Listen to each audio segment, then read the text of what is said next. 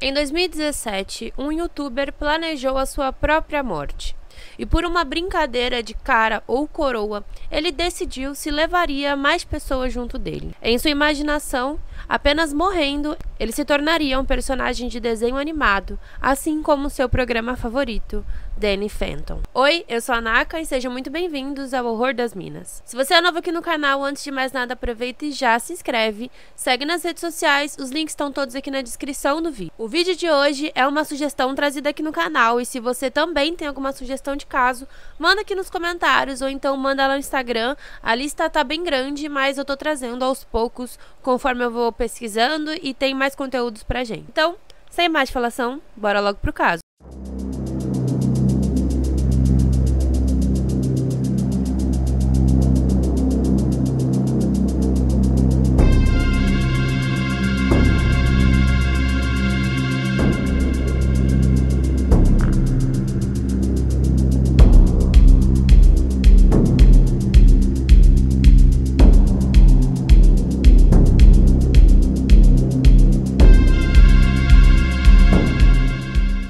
Randy Robert Stair nasceu no dia 17 de setembro de 1992, na Pensilvânia. Ele era filho de Lauriane e Robert e tinha um irmão mais velho chamado Jeremy. Quando criança, ele era considerado bastante introvertido, quieto, não tinha muitos amigos, não gostava muito de socializar com as pessoas, gostando principalmente de ficar na sua casa, sentado em frente à TV, assistindo desenhos. Principalmente esses desenhos e programas do canal Nickelodeon. Conforme ele foi crescendo, ele foi começando também a desenhar e sempre se baseando nesses personagens de desenhos animados que ele assistia e gostava muito. Com isso, ele começou também a criar curtas-metragens, animações, dos quais sempre eram assistidos pelo seu irmão mais velho, que sempre o incentivou. Como era sempre muito recluso, durante a infância ele foi alvo fácil para bullying, principalmente na sua escola, mas era algo leve, não era tão pesado como a gente vê em outros casos. Ele cresceu até que bem,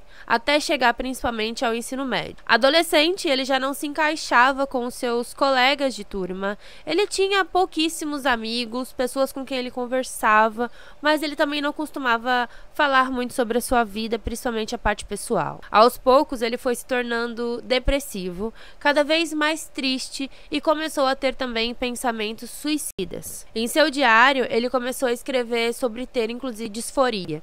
Isso porque, segundo ele se sentia uma mulher presa no corpo de um homem. E conforme ele crescia, os seus traços masculinos apareciam mais, deixavam mais evidente, e ele cada vez mais sentia nojo de si mesmo. Ele também não tinha interesse sexual nem por homens, nem por mulheres. A atração que ele tinha por mulheres era no sentido de inveja, principalmente inveja das suas feminilidades.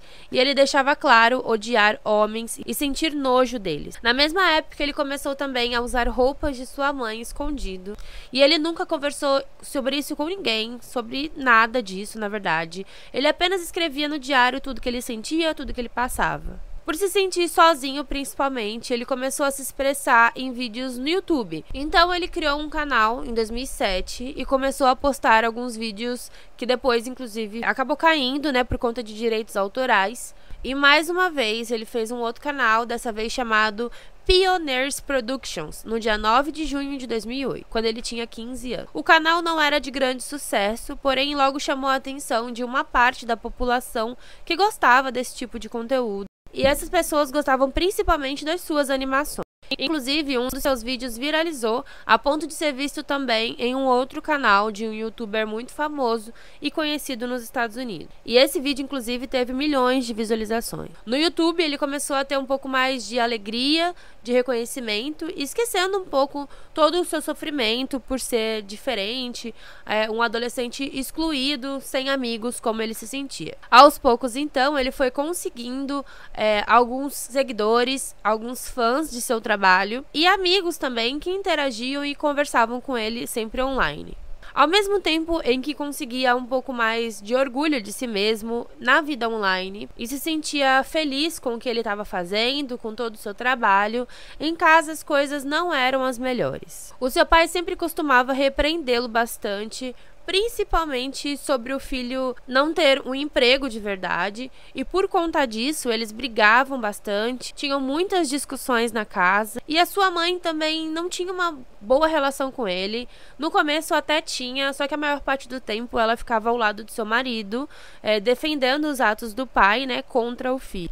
Aos 18 anos, ele até se candidatou a um emprego no McDonald's. Ele chegou a ser contratado, só que no primeiro dia ele não aguentou a pressão e ele acabou desistindo depois de 3 horas de trabalho. Depois ele chegou a trabalhar por um tempo em um supermercado, onde o pai inclusive trabalhava. Ficou um período até sair para trabalhar em um outro local, era um hospital, mas também não aguentou a pressão e acabou voltando a esse supermercado. Em 2013, 2 de seus poucos amigos faleceram. O Tom Lynch, que era amigo na verdade do Jeremy, irmão dele, mas cresceram ali juntos, e ele faleceu em um acidente de carro. E pouco tempo depois, o Matthew, era uma das poucas pessoas que ele conversava na faculdade, faleceu também em um acidente. E isso começou a fazer ele ficar ainda pior psicologicamente. Aos poucos, ele foi ficando também obcecado pela vida após a morte. Logo depois disso tudo, o seu avô e o próprio Randy, junto do seu irmão, também se envolveram em um acidente de carro. Nada grave aconteceu com os irmãos, porém o avô também faleceu. Na mesma época, ele conheceu o desenho Danny Phantom. Na série, o menino é um super-herói, meio fantasma, que se propõe a salvar o mundo de vilões, também fantasma, com poderes sobrenaturais. No episódio 11 da série, a personagem Amber McLean é apresentada. Ela é uma vilã fantasma musicista que antes de morrer era uma estudante impopular e, de certa forma, ele sentiu ali uma conexão muito grande com ela. Ele achava que se ele acabasse com a sua própria vida, isso atrairia a atenção para ele. Assim, ele poderia ser reconhecido, assim como a sua personagem, Amber. Mas para isso acontecer, algo grande deveria ser atrelado a ele. Não poderia ser uma morte simples. Depois, então, ele mudou o seu canal para um canal focado em animações do desenho Danny Phantom. Esse canal era chamado Amber Ghost Squad. E ele se dedicou totalmente, na verdade, seu tempo inteiro para essas animações. E tinha também muita ajuda de seus amigos virtuais, né? Pessoas que trabalhavam também no YouTube, que eram animadores, que desenhavam e dublavam também.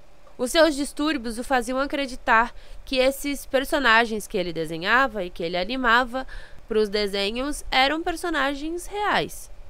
E ele ficava cada vez mais obcecado por ele. Um desses personagens era uma fantasma feminina chamada Andrew Blaze. Essa personagem era, na verdade, o próprio Randy. Era como ele se via, né? Como eu disse, ele tinha disforia, então ele desenhou a sua versão feminina naquele personagem. E ao mesmo tempo que ele era obcecado por desenhos animados e coisas do tipo, ele começou a pesquisar também bastante sobre tiroteios em massa. Principalmente a tragédia de Columbine, que infelizmente serviu de exemplo para muitos outros pelo mundo, inclusive até aqui no Brasil. E cada vez mais o Randy criava um ódio, não só por homens, mas também por pessoas negras. E ele conseguiu unir essas duas obsessões, a animação e o tiroteio em massa. Mesmo com uma vida feliz na internet, alguns problemas começaram a aparecer também por lá. Ele começou a ter problemas com outros animadores, que na verdade o menosprezavam por ser menos conhecido, por ele estar ali sempre tentando. E ele começou também a postar alguns vídeos falando sobre o seu ódio pela humanidade, sobre psicologia e sobre as suas vivências, em um conteúdo mais íntimo, digamos assim. Da sua série Amber Ghost Squad, no último vídeo, mostraria então tudo o que estava por vir.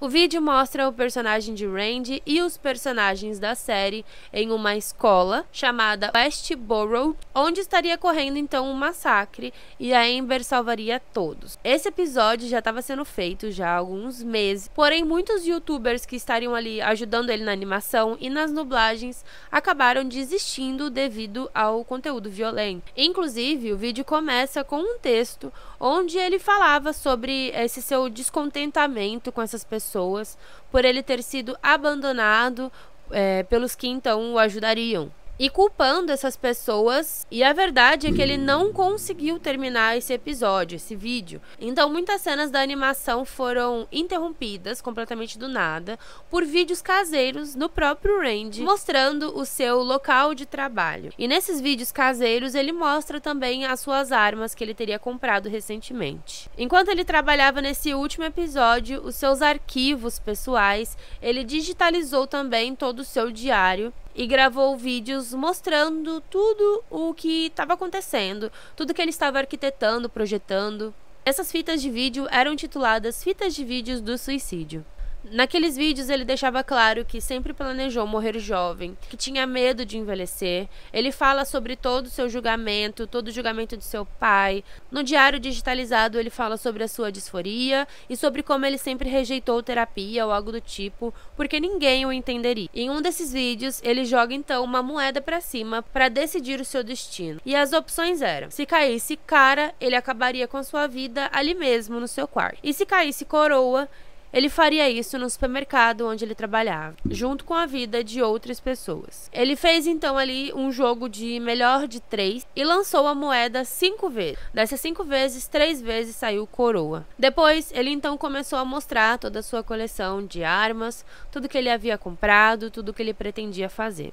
Além disso, ele era extremamente perfeccionista e culpava tudo e a todos pela sua derrota. E a sua derrota se resumia ao vídeo do YouTube que ele não conseguiu terminar. Durante esse tempo, ele postou algumas mensagens subliminares em seu Twitter, principalmente, nas redes sociais. Em 2017, ele gravou vídeos no supermercado Waze, onde ele trabalhava, principalmente mostrando a saída e mostrando os corredores do local. No dia 8 de junho daquele ano, ele foi até o supermercado Waze e naquela noite ele ficaria até as 23 horas. Ele enviou então longos e-mails para conhecidos e amigos, falando tudo que ele iria fazer, se mostrando muito triste por não ter conseguido atender às suas próprias expectativas, mas que agora ele ficaria feliz, que agora ele ficaria bem, já que ele encontraria a Amber, a personagem de Danny Phantom. Então, rapidamente, ele bloqueou as portas da saída do mercado com uma prancha de madeira e começou a postar no seu Twitter todos os links para os seus vídeos, né? Os vídeos que ele havia gravado, as fitas de vídeo suicídio. E lá tinha tudo, tinha seu diário, tinha seus vídeos do YouTube, todo o seu planejamento. Então ele foi até o seu carro, pegou as suas 2 espingardas, trocou de roupa, jogando fora o seu uniforme e colocando roupas novas. À 1h da manhã ele entrou no supermercado, atirando nos funcionários. A Victoria Brong, de 26 anos, o Brian Reyes, de 47 anos, e Terry Lee Sterling, de 63 anos. Uma outra funcionária chamada Christian foi até o local depois de ouvir alguns barulhos. Ela estava usando fone de ouvido, então na hora que aconteceu ela não entendeu muito bem o que estava acontecendo e foi até lá então para verificar aqueles barulhos que ela achava ter ouvido. Quando ela chegou, ela viu a sua amiga então morta e o Randy parado olhando para Victoria. Depois ele percebeu a sua presença, olhou diretamente para ela, porém ele não quis matá-la.